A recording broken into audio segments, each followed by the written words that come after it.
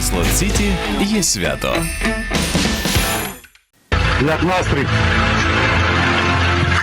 Була сіра зона, стала під контролем ЗСУ. У День сухопутних військ бійці 24-ї механізованої бригади повідомили про відбитий у ворога терекон під Горлівкою. Військові аналітики з проєкту Deep State уточнюють, йдеться про російські позиції на шахті імені Гагаріна. Вони були окуповані ще 2014-го, від початку російської агресії.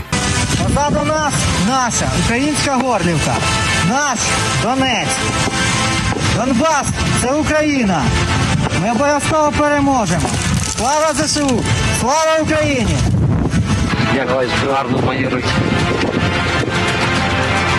Скоро таки над Горлівкою буде. Так, це звичайно приємна новина, але це не є якась сенсація, це щоденна важка, кропітка робота наших захисників і, відповідно, на даному етапі вона принесла ось такий результат. Тому ми розуміємо, що таких териконів ще в нас є багато, територій ще окупованих є багато, і треба запастися силами і мобілізуватися всією країною, тому що кожен з нас, це є кожен ЗСУ, і ми маємо звільнити нашу територію від окупантів. І ворог не робить пауз. В Таврійському угруповані військ повідомили про масований наступ за підтримки бронетехніки. На Авдіївському та Мар'їнському напрямках штурми активізувалися кілька днів тому. Оборона триває. ЗСУ тримають позиції. Якими ж були попередні російські атаки біля Авдіївки менше місяця тому? У нових відео показують самі ж окупанти. Вот наша техника здесь стоит. Городская могила. Сколько здесь погибло парней. Вот жгуты валяются. Вот танки, техника, БМПшки. Вот все это наша. Все это наша техника. Вон еще впереди стоит братская могила. І так буде з кожним російським окупантом і з кожним російським залізячим. Щоб почути усі ключові потреби війська, на передових позиціях Сходу побували міністр оборони Рустем Умєров та головнокомандувач Валерій Залужний. Мали розмову із командувачем оперативно-стратегічного угруповання «Хортиця» Олександром Сирським. Генштаб та Міноборони посилюють спільний військовий план і оцінюють загрози. І, як кажуть експерти, ці загрози геть не примарні. На промзоні Авдіївки є певні втрати позицій. Біля коксохімічного заводу є певні втрати позицій. Тобто, на жаль, зараз зміни йдуть не в нашу сторону і ситуація ускладнюється. Особливо зараз гарячою стає знову напрямок Бахмуту. Біля Хромового та Богданівки у росіян є такі суттєві просування. І вони збільшують концентрацію там військ, вони побачили можливість тиснути. У них є просування в певних місцях. Зараз можна вже сказати, що оборонна фаза переходить в оборону Часового Яру. Перейти в оборону і накопичувати сили впродовж усього наступного року. Таку стратегію подальшої війни з Росією радять Україні американські військові. Принаймні, це стверджують у статті видання The New York Times. Кажуть, що потрібно наростити виробництво власної зброї. І наприкінці наступного року, або вже у 2025-му, отримати найкращі переговорні позиції. Чи варто дослухатися до пропозицій партнерів? Що у США досить великий досвід оборонних дій, коли їм доводиться воювати з країною, яка набагато потужніша, ніж вони. Знову ж таки, питання, коли останнього разу армія США знищувала більш ніж 3000 сучасних танків Т-72, Т-80 та Т-90 ворога. В якій війні? Просто питання банальне. Уявимо, що сьогодні ставиться війна на паузу, так? Не відбувається активних бойових дій. І вони не відбуваються наступні 3 роки. А тепер беремо калькулятор і просто рахуємо. Росія на сьогодні має можливість кожного місяця відновлювати від 100 до 150 танків різної модифікації на місяць. Але що вони будуть робити з цим потенціалом через, наприклад, 3 роки? Це відкладення ще на більш довгий строк того, що може відгукнутися більш апокаліптичними наслідками. Спочатку це буде Україна, потім це буде Молдова, потім це буде Грузія, потім це буде Вірменія і так далі. А потім, наприкінці, якщо буде успіх по всім іншим напрямкам, це буде і для Європи. Тому будь-який західний аналітик, який пропонує саме таку концепцію, він Олексій Пасак, 5 канал. Чи будуть кадрові зміни серед військового керівництва України? Це питання поставили міністру оборони Рустему Умєрову на тлі чуток про можливе звільнення командувача Об'єднаних сил ЗСУ Сергія Наєва та нібито наявність конфлікту між Володимиром Зеленським та Валерієм Залужним, що може спричинити звільнення головкома. Чільник Міноборони відповів, що серед військового командування можливі кадрові ротації, але звільнень щодо зазначених посад нині не обговорюють.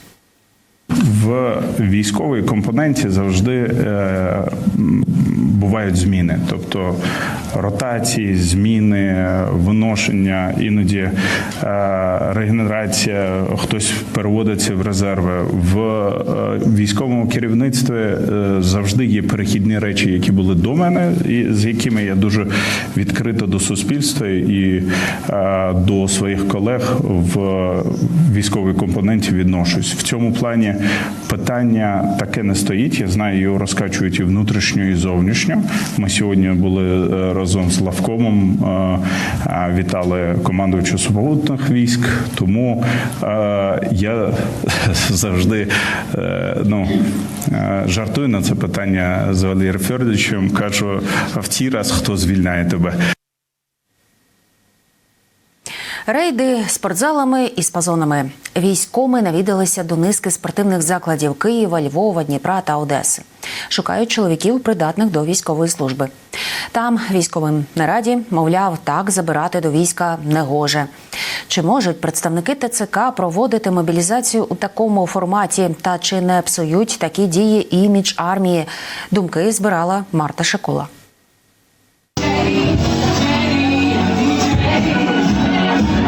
Так, військових комісарів із повістками зустрічають у кафе на Полтавщині. Утім, пластично і грайливо військомів зустрічають не усюди. Наприклад, у спортзалах їм зовсім не раді. До зали з відвідувачами пропускають не усюди. Військоми активно взялися за любителів спорту, зачастили до спортзалів однієї з найбільших мереж у Києві, Львові, Дніпрі та Одесі.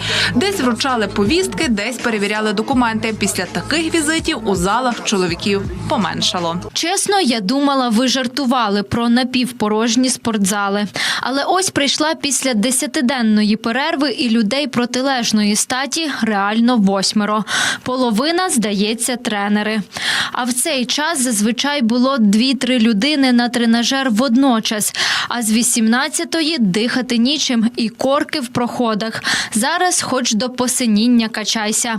ТЦК – спонсор покращення моєї талії і сідниць. Ба більше, після візиту військомів на одному із сайтів оголошень у продажу з'явилися абонементи у спортзал тієї ж мережі. Я, до речі, раз в цей день був в залі після того, як було ТЦК.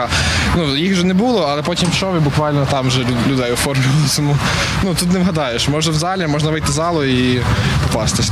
Тим часом у мережі гуляє нібито внутрішнє розпорядження цієї спортмережі для працівників спортзалів. Як діяти, якщо ТЦК прийде знову, щоб їм не вручили повістки. Повідомлення у спільній групі «Увага» означає «прийшли».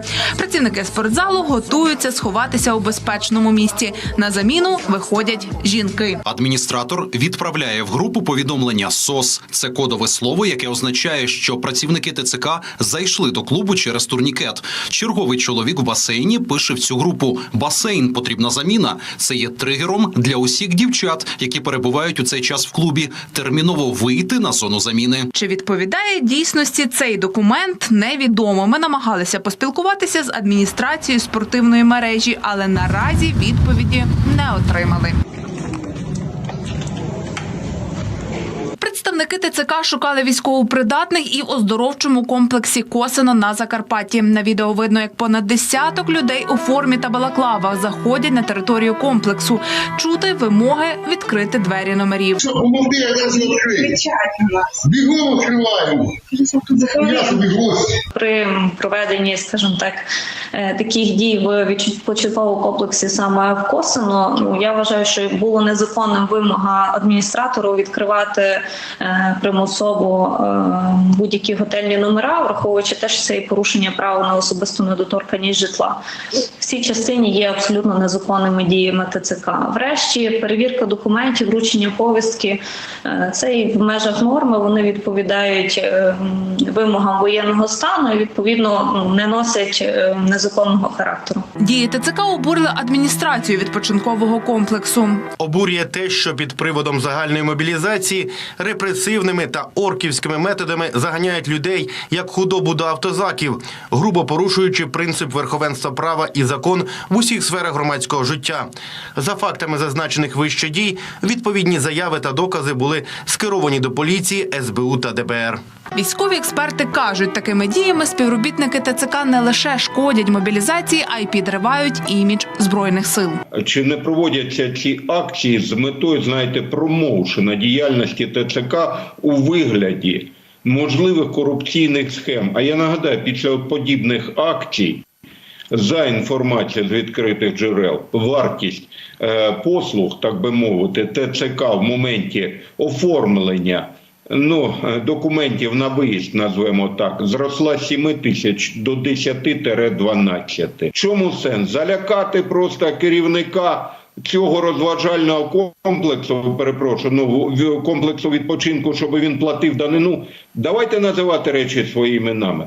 Чому ТЦК не заходить на Буковель?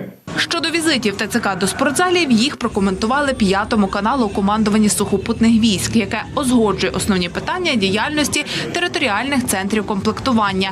Кажуть, туди навідалися, бо часто чоловіки, які ухиляються від армії, ігнорують вимогу ставати на військовий облік та змінюють місця прописки і проживання. Деякі громадяни уникають мобілізації, не стаючи на військовий облік в новому місці проживання. Представники ТЦК та СП в супроводі поліції завітали в спортивні клуби. Це не заклади, де проходять реабілітацію після поламаних рук чи ніг, чи ДТП. Там знаходилися люди, які за своїм фізичним станом, мабуть, що відповідають усім критеріям для мобілізації. Але, знову ж таки, це встановить лише військово-лікарська комісія, яку вони мають прийти по запрошенню від представників ТЦК та СП відповідно до повістки, яку хто там отримує. Якщо є при собі документи, які засвідчують військово-обліковий документ, що він стоїть на військовому обліку, що в нього є причина на відстрочку, або можливо, що його стан здоров'я не дозволяє проходити військову службу, то такі документи надаються в спортзалі чи в будь-якому іншому місці, де здійснюються заходи оповіщення, і жодних проблем в тому немає. Те, що люди ухиляються від призову в армію, це не дуже добре, і це дратує військових дуже сильно. І для того, щоб цих людей нагадати їм, що це їхній конституційний обов'язок, і вони мають захищати під час війни батьківщину, люди вдаються до інших, теж незаконних крайніх засобів. Це неправильно. Таким чином, результат буде протилежний від очікуваного. Я не вважаю, що правильно цих людей силоміць тягнуть в армію, але це не означає, що ці люди не мають служити. Просто їх треба долучати до Збройних сил України трошечки в інший спосіб.